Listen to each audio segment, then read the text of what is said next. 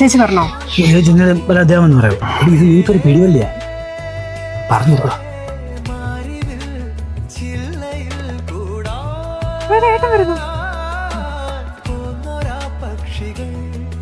നോക്കുക കേട്ടാ, ഇവന്മാരാണ് ദേവനെ ശല്യം ചെയ്യുന്നത്. ഇവന്മാർ ഇങ്ങനെ കേട്ടാ പറ്റൂല. ആടാ